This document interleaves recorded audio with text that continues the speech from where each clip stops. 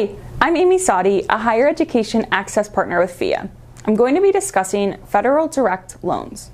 Now, federal direct loans are issued by the U.S. Department of Education, and they allow students and parents to borrow money to help pay for school-related expenses at our eligible post-secondary schools. Now, it's really important before you consider a direct loan, I'm strongly going to encourage students to exhaust all free forms of financial aid, right? You want to exhaust all of your grants and scholarships because student loans are a type of financial aid that must be repaid. And quite often that includes also paying interest. Students also should look at loan repayment calculators and estimate their potential earning to make sure that they don't overborrow. StudentAid.gov and MySmartBorrowing.org are great resources to help students learn more about the impacts of borrowing loans. When ready to apply for direct loans, students must first complete the FAFSA, and all borrowers must complete a master promissory note, which acts as their loan agreement. Borrowers must also complete entrance counseling to make sure that they are aware of their rights and responsibilities. So first, I'm going to discuss the types of direct student loans that a student may be offered. The first type is a direct subsidized loan. Now, if you borrow this loan, the government pays the interest on the subsidized loan while the student is enrolled at least half-time and during their 6-month grace period. To qualify for a subsidized loan, a student must first demonstrate financial need. Well, financial need can only be determined after the student completes the FAFSA. Another type of direct student loan is the direct unsubsidized loan. Students may borrow an unsubsidized loan regardless of their financial need.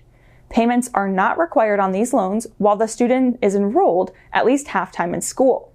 However, with an unsubsidized loan, the student is responsible for the interest that accrues on the loan from the date of disbursement.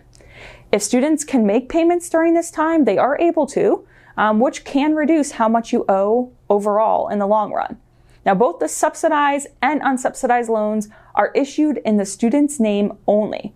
There are no income checks and no credit checks that are required.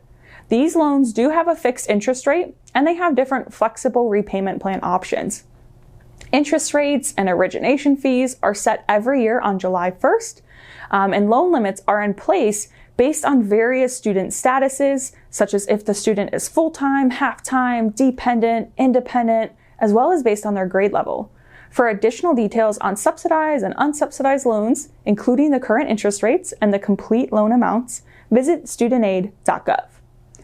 Now, I will discuss the other type of direct loan, the Direct Plus loan. The Direct Plus loan can be taken out by graduate and professional students, as well as parents of undergraduate students.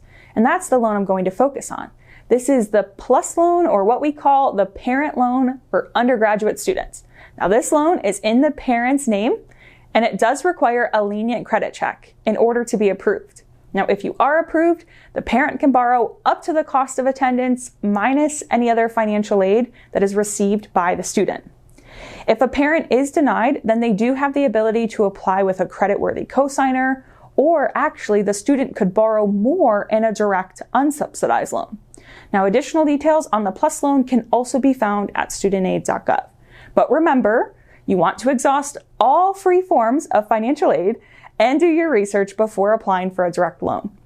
We only want our students to borrow what is needed because, again, all loans have to be repaid.